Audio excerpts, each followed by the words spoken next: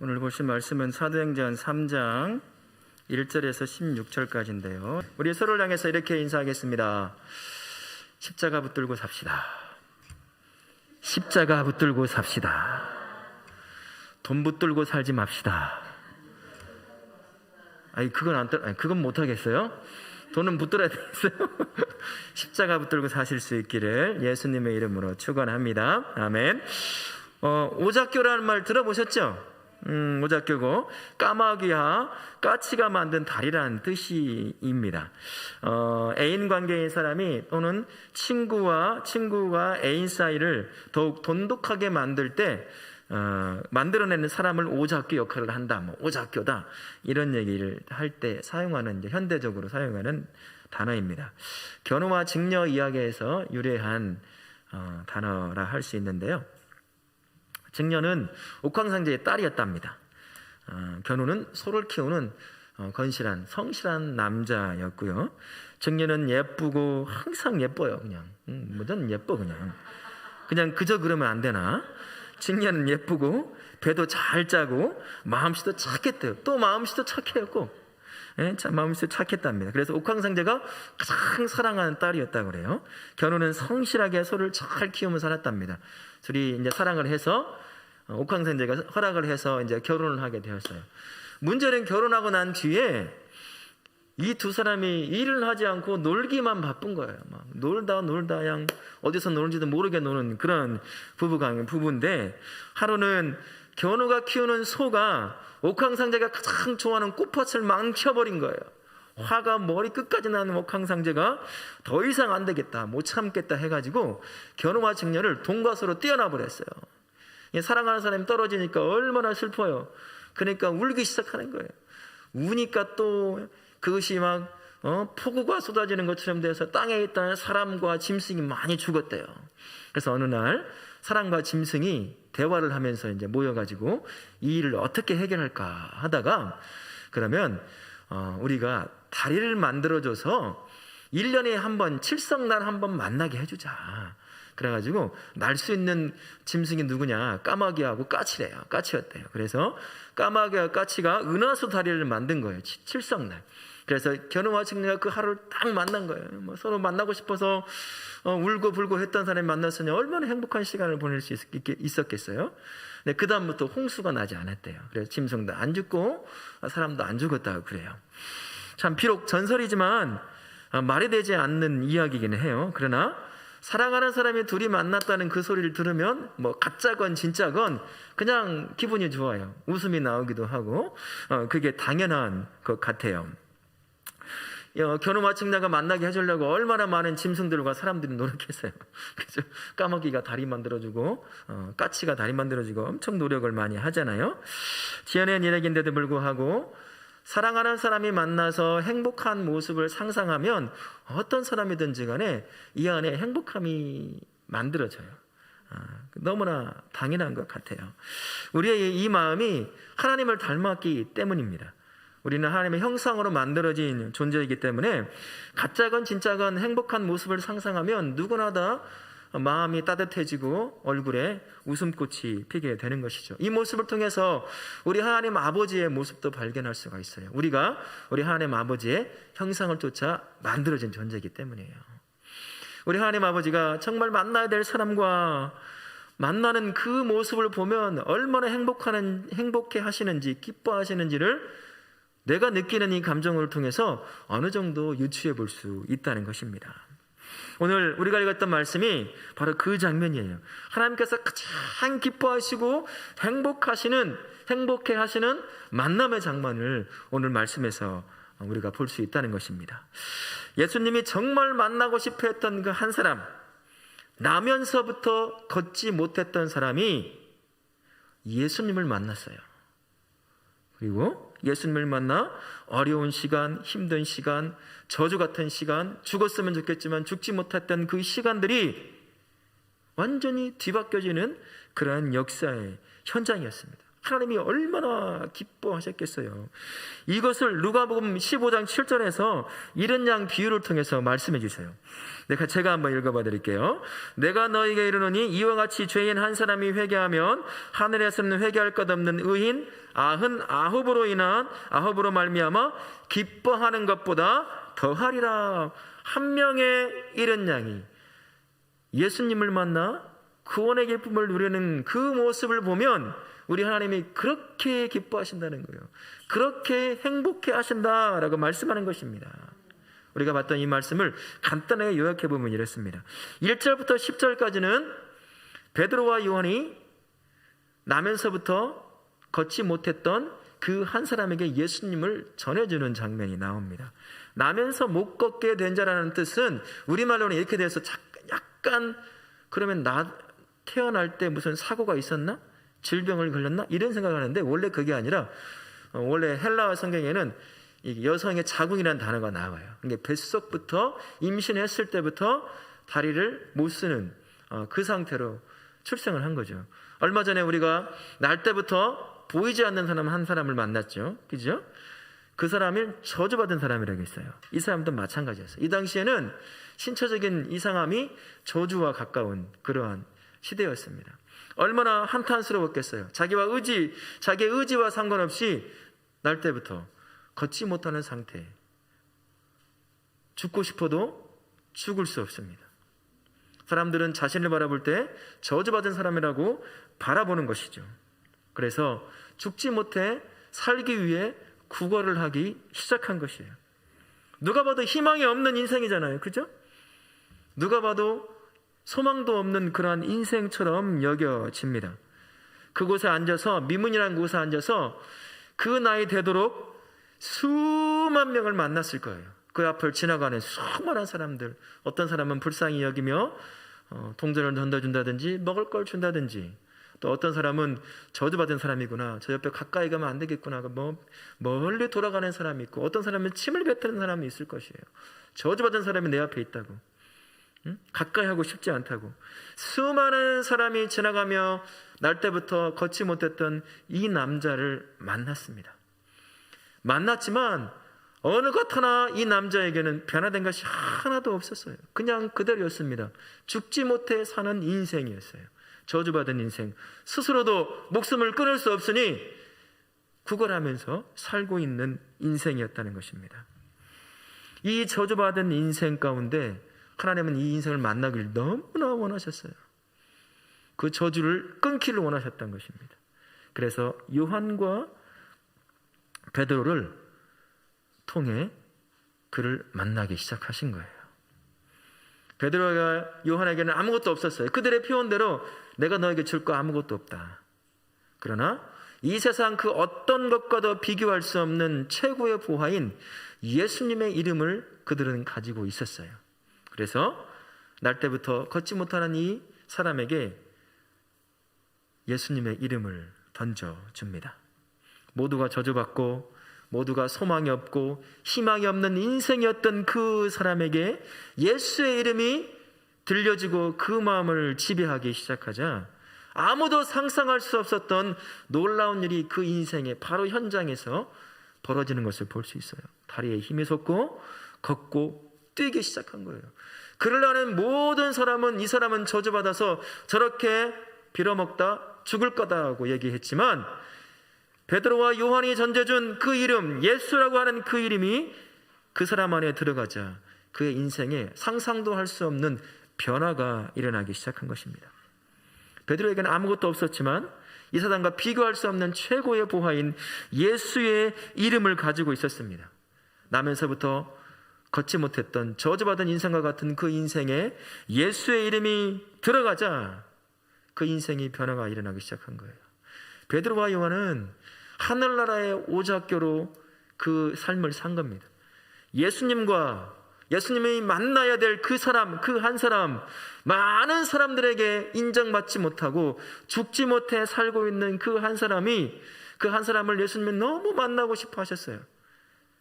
이 일을 누가 했느냐? 요한과 베드로가 그 일을 한 거예요. 오작교가 되어서, 하늘나라 오작교가 되어서 예수님과 저주받은 인생을 살아가고 있는 이 사람을 다 만나게 한 겁니다. 그래서 그 인생에 변화가 일어나기 시작한 것입니다. 세상이 교회와 성도에게 요구하는 것이 있다면 뭐가 있을까요? 우리에게 금은 보화를 요구할까요? 우리에게 명성을 요구할까요? 큰 명성 나에게 주라고 요구하겠습니까? 우리에게 복받으라는 소리를 듣고 싶어 할까요?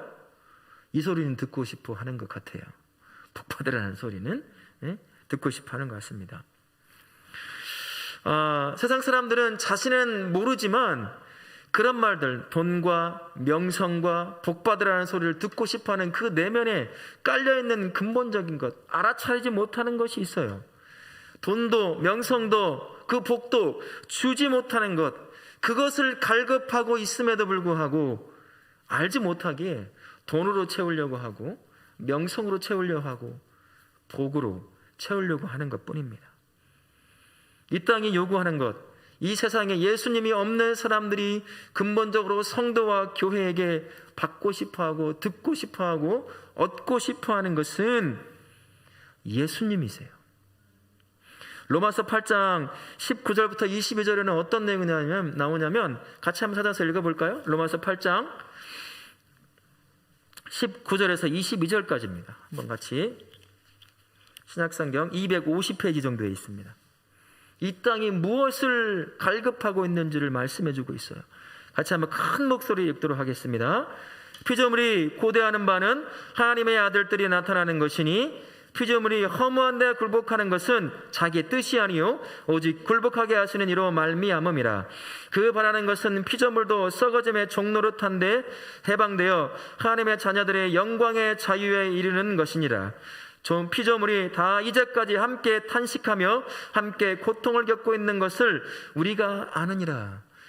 이 땅의 모든 피조물들이 궁극적으로 요구하는 것은 예수 그리스도를 만나 구원의 행복과 참 자유함을 누리는 것이에요. 그래서 자기들은 모르지만 근본적으로 이 안에서 채워지지 않는 인생의 갈증은 무엇이냐? 말로는 돈이요, 말로는 명성이요, 말로는 복을 받는 것이라 말하지만 근본적으로 그 안에 예수 그리스도를 바라고 있다는 거예요. 누구를 통해서 예수 그리스도를 만날 수 있을 것 같습니까? 하늘나라 오작교로 작동하는 살아야 될 저와 우리를 통해서 그들은 예수님의 그 이름을 들을 수 있는 것입니다. 자, 우리 다우라교회 모든 성도님들께서는 세상이 줄 수 있는 최고의 것, 구원자이신 예수님을 가지고 계십니다. 그렇죠? 아멘. 내가 가진 작은 것들로 그 누군가에게 섬기는 것 좋은 일입니다만 그들의 근본적인 갈급함을 채워줄 수 없어요. 내가 가진 것이 얼마나 됩니까? 평생을 그들을 채워줄 수 있을까요? 결코 채워줄 수 없어요. 잠깐의 조금의 만족, 그것만 줄 수 있을 것입니다. 내가 가진 것들로는 한 사람을, 한 가정을, 그리고 세상을 행복하게 만들어 줄 수 없습니다. 변화시킬 수 없습니다. 오직 생명의 능력이신 예수 그리스도만이 그 인생을 변화시킬 수 있고 그 인생을 행복하게 만들 수 있는 거예요. 가정을 변화시킬 수 있습니다. 세상을 변화시킬 수 있는 유일한 분, 능력이신 예수 그리스도 뿐이에요. 우리가 그분을 내 삶에 가지고 있잖아요. 그죠? 내가 가진 것 다 아무것도 무가치한 것이라 할지라도 내 안에 무엇과도 비교할 수 없는 위대한 가치를 갖는 예수 그리스도를 우리 모든 성도들은 다 가지고 계십니다. 그 예수님이 없는 인생과 연결시켜 주시려고 저와 우리를 하늘나라의 오작교로 부르신 거예요. 연결시켜 주라고 말입니다. 결혼과 직녀는 1년에 한 번 만나요. 하루만 딱 서로 기뻐하고 다시 또 헤어져야 하잖아요. 그죠? 마치 제사를 드리듯. 그런데 내 안에 가지고 있는 예수 그리스도를 누군가에게, 예수님이 없는 자에게 딱 만나게 해주면 그 만남은 영원한 만남이에요. 한 번의 만남이 아니라 영원한 만남에게 영원한 행복을 누리고 영원한 생명을 누리게 할 수 있다는 것입니다. 내 능력으로는 줄 수 없지만 내가 가지고 있는 예수 그리스도를 예수가 없는 자와 만나게 한다면 그는 내가 지금까지 누려왔던 그 구원의 행복과 그 구원의 즐거움을 누리고 나눌 수 있도록 세울 수 있다는 것입니다. 우리 모두가 이 땅에 하늘나라 오작교로 세움을 받았던 어떤 한 사람, 그 사람 때문에 예수님을 만났어요. 그래서 우리가 행복을 누리고 있잖아요. 그죠? 그가 오작교에, 하늘나라 오작교에 삶을 살지 않았다면 우리 중에 누군가는 예수님을 만날 수 없었을 거예요.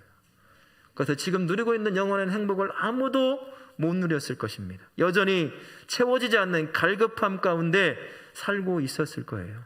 그러나 어떤 한 사람, 희생하며 자신이 부름받은 하늘나라의 오작교의 삶을 살았던 그 어떤 한 사람 때문에 지금 저와 우리 다울학교의 모든 성도님 한 분 한 분이 예수님이 주는 구원의 능력과 그 행복을 누리고 있는 거예요. 이제 저와 우리 다울학교 모든 성도님들이 그 삶이 하늘나라 오작교의 삶이라는 것을 기억하실 수 있기를 바랍니다. 하늘나라 오작교의 삶을 기쁨으로 살아내실 수 있기를 바랍니다. 11절부터 16절까지는 하늘나라의 오작교로 세움받은 자가 어떻게 살아야 할지를 얘기해 주고 있어요. 아주 복잡하고 어렵고 함께 살아가기 힘든 그런 말을 하는 것 같지만 너무나 간단합니다. 한 가지만 얘기해요. 베드로와 요한이 자기가 만난 예수님만을 얘기합니다. 성경에 예언되어 있던 그 예수님만을 얘기해요. 그러죠? 자기를 변화시킨 예수님을 얘기합니다. 자기의 능력 되시는 예수님을 전해주고 있어요. 날 때부터 걷지 못하는 사람에게. 베드로와 요한이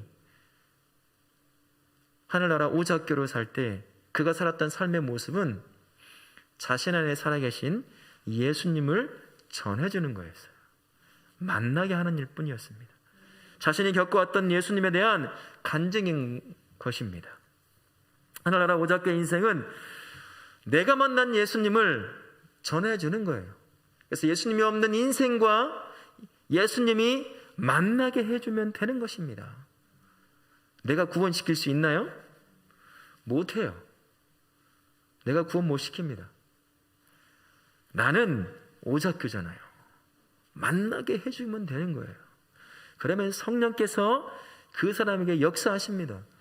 그 마음을 뒤집어 놓으셔요. 회개하게 하십니다. 예수님이 아니면 안 된다고 고백하게 만드는 것이 바로 성령 하나님이 하시는 거예요. 우리가 예수님과 예수님이 없는 인생을 만나도록 오작교의 삶을 제대로 못 사니까 그 역사가 일어나지 않는 거라는 것입니다. 성도 여러분, 하늘나라의 오작교를 살면 하나님께서 주실 것이 있다고 말씀하셨어요. 우리가 또 뭔가 하면 받는 게 있어야 또 사람이라. 하나님은 그 심리를 너무 잘 아시거든요. 그래서 말씀하셔요. 성경을 제가 찾아보니까 상급이라는 단어가 그렇게 많이 써있지가 않더라고요. 구약 쪽에서 많이 쓰였는데 몇 가지 많이 없는데 그중에 역대기하 15장 7절 말씀에 이렇게 말씀하시는 부분이 있어요. 그런즉 너희는 강하게 하라. 너희 손이 약하지 않게 하라. 너희 행위에는 상급이 있음이라라고 말씀하셨어요. 내가 부름받은 하늘나라의 오작교의 그 삶을 살면 그 삶의 행위에 대해 하나님께서 상급을 주시겠다라고 말씀하시는 것입니다. 우리 하나님은 자신의 나라를 향해 자신의 뜻을 향해 헌신으로 나아가는 자의 인생을 못 본 척하는 분이 아니셔요. 그대로 바라보고 계십니다.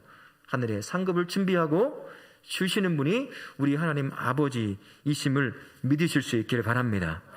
사랑하는 우리 다울학교 성도님, 하늘나라의 오작교로 세움받은 것을 믿습니다. 아멘. 평생 나를 구원하신 예수님을 간증 한번 해보지 못한다면 얼마나 안타까운 인생이겠어요. 예수님이 내 인생이 얼마나 가치가 없는 인생이면 다른 사람에게 예수에 대해서 한 번도 얘기를 못한다고 한번 해보세요. 얼마나 가슴 아픈 일이겠습니까? 내 목숨보다 소중한 선물인 자녀에게 예수님을 말해주지 못한다고 한다면 얼마나 슬픈 일이겠어요. 내가 올라가서 영원히 살 하늘나라에서 내 자식을 만나지 못한다니 가슴을 치고 울어야 될 그런 거 아니겠습니까? 평생 부모님에게 나를 구원하시고 행복하게 하시는 예수님을 말해주지 못한다고 한다면 어떻게 했어요? 이 마음이요. 그죠? 나와 함께 인생을 살아갈 내 남편과 아내에게 나를 행복하게 하시는 예수님을 말해주지 못한다고 한다면 어떻겠습니까? 속으로 이런 분 계세요? 그 왼수에게 뭔 그런 말을 하냐? 그렇지 않아요. 전해줘야 돼요. 나는 변화시키지 못합니다. 그러나 예수님은 변화시켜요. 그 앞에 증거가 저예요. 예수님은 나를 이렇게 변화시켜놨어요. 그리고 또 다른 증거가 우리 성도님 한 분 한 분이시고요. 마지막에 이 땅에서 삶을 마무리할 때 눈을 감으며 후회할 일을 만들지 말아야 돼요. 그죠? 돈 많이 못 번 거, 출세 못한 거, 이 땅 끝나면 없어져요. 비교할 수 없는 하늘나라의 놀라운 영광 가운데 살게 된단 말입니다. 그러나 내가 사랑했던 사람, 내 목숨보다도 소중한 가족, 그 가족을 하늘나라에서 못 본다고 생각해 보십시오. 어떨까요? 이제 우리 모든 다울학교 성도님들은 하늘나라의 오자학교로 살아야 됩니다. 예수님이 없는 인생을 만나게 해줘야 돼요. 내가 구원시킨다는 생각을 버리고 만나게만 해주면 돼요. 그러면 성령께서 그 만남 가운데 역사하실 것입니다. 성령이 변화시키고 성령이 예수 믿는 사람으로 세워가실 것이에요. 그걸 믿고 이 한 주간, 남은 한 주간, 그리고 평생 하늘나라의 오작교로 사시면서 만나게 되는 수많은 사람들을 예수님과 연결시켜줘 내가 누리고 있는 그 구원의 기쁨과 행복을 그들도 똑같이 누릴 수 있도록 그렇게 하늘나라의 오작교로 사실 수 있기를 예수님의 이름으로 축원합니다. 아멘.